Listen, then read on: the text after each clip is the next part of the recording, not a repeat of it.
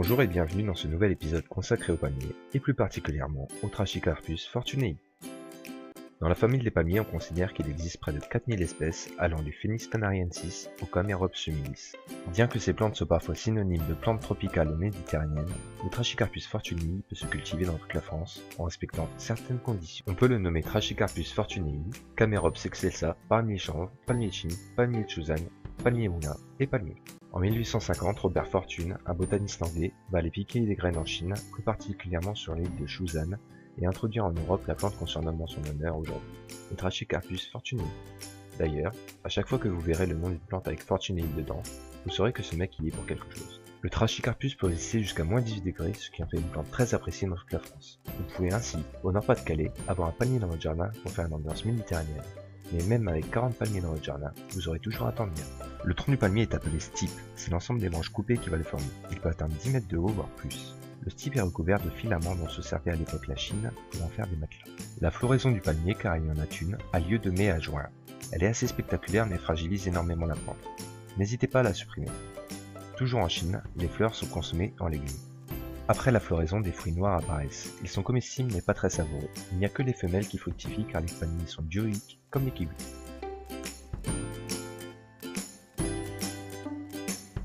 Dans le sud de la France, c'est simple. Faites un trou et plantez votre palmier. Cependant, votre métabolisme de sudiste n'est peut-être pas habitué à tant de travail. N'hésitez donc pas à prendre plusieurs pauses si vous commencez à ressentir de la fatigue. Dans le nord de la France, c'est un peu plus délicat. Choisissez un endroit abrité des vents du nord, et si possible, un sol bien drainé. Faites un trou et plantez votre palmier avec un terreau spécifique plante méditerranéenne pour enrichir le sol. Mettez des billes d'argile dans le fond du trou avec du sable, des cailloux, des pierres, n'importe quoi qui puisse drainer l'eau.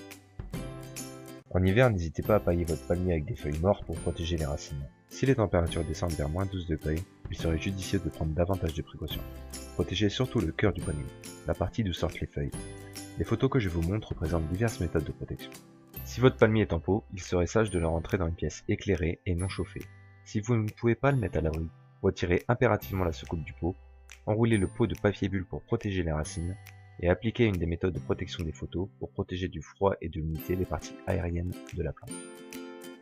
Voilà, c'était Jimmy les plantes. Merci d'avoir regardé cette vidéo. Mettez un petit j'aime si vous avez aimé, mettez un petit j'aime pas si vous n'avez pas aimé. En tout cas, abonnez-vous à la chaîne si vous aimez les plantes.